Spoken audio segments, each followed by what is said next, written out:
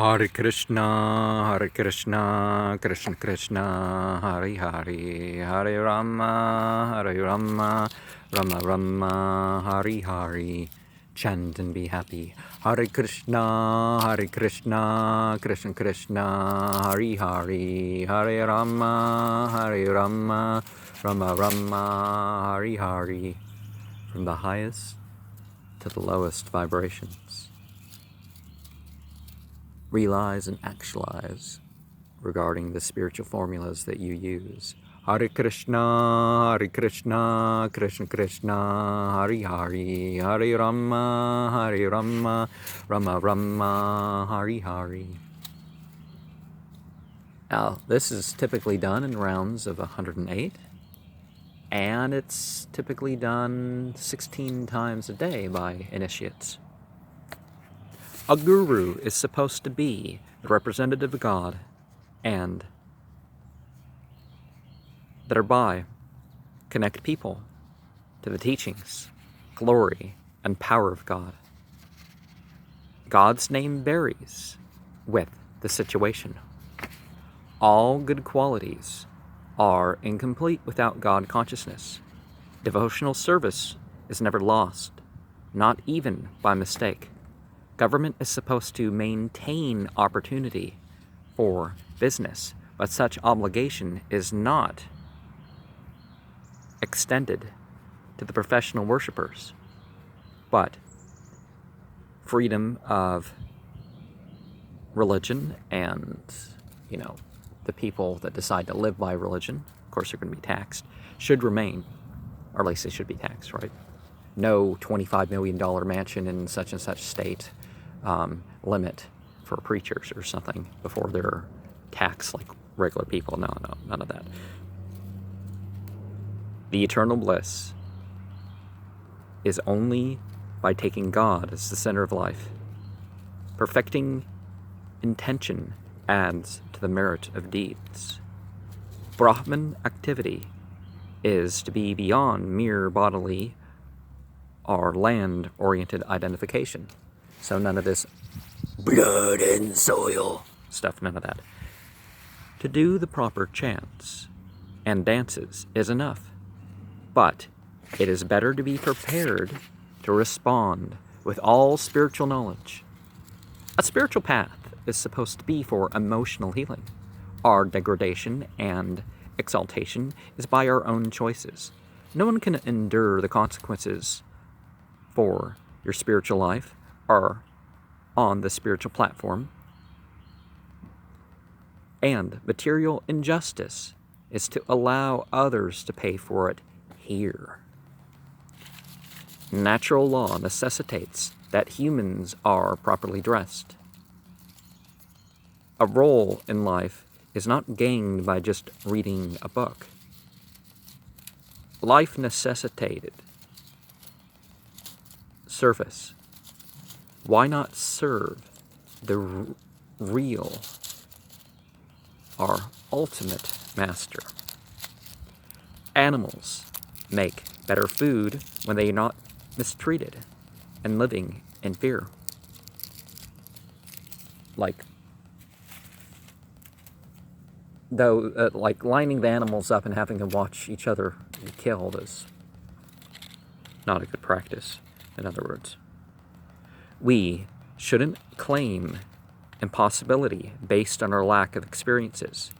If we surrender unto God without reservation, our sinful reactions end. The purpose of life can be said to be to abandon desire and enjoyment for themselves. By sinful reactions, if somebody has surrendered or submitted or whatever linguistic term you can think of that refers that to God alone, one finds that one gets merit. There's rewarding in whatever consequences may remain on the material platform.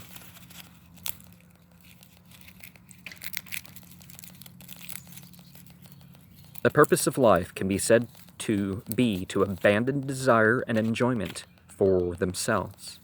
It is for us to choose the eternal or temporal platforms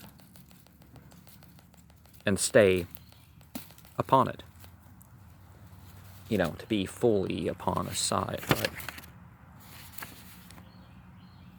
Karna Padaya Nirayadyara Kalpa Eset Dharma Vitae Asrunimber Narber Asyamane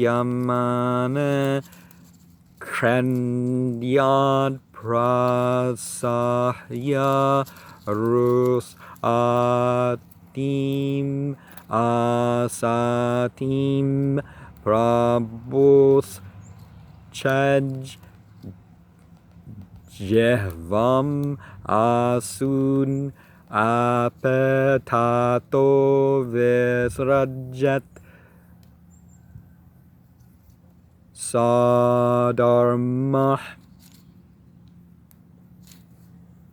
So, that monkey thing, the see no evil, hear no evil, speak no evil. Well, that's sort of what you should be doing. That you may block your ears, you may block your vision, and perhaps maybe you can't master your senses so that you're not saying that. But when you're controlling your own religion, you're separating yourself somehow from the irresponsible persons that are blaspheming.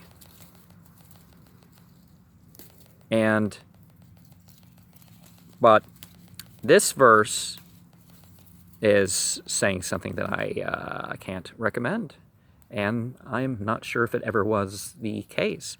It's talking about the death penalty for a blasphemer. And if that's not possible, it's talking about the cutting of the tongue, or otherwise making a person incapable of rendering such blasphemy. It's talking about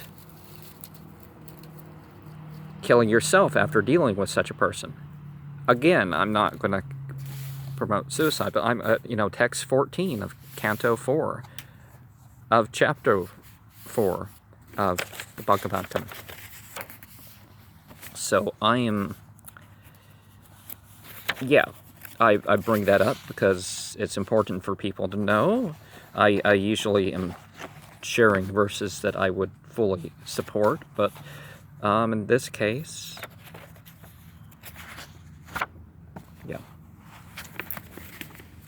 basically don't associate with the company or separate yourself from the company of blasphemers. That should be enough. That's the rule for this age. Hare Krishna, Krishna Krishna, Hare Hare, Hare Rama, Rama Rama, Hare Hare.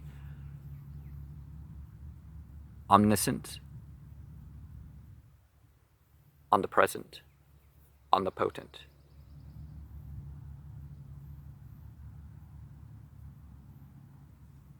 God of light, God of sound. Hare Krishna, Krishna Krishna, Hare Hare, Hare Rama, Rama Rama, Hare Hare. The potency of the all-attractive, the all-enjoying. Hare Krishna, Krishna Krishna, Hare Hare, Hare Rama, Rama Rama, Hare Hare.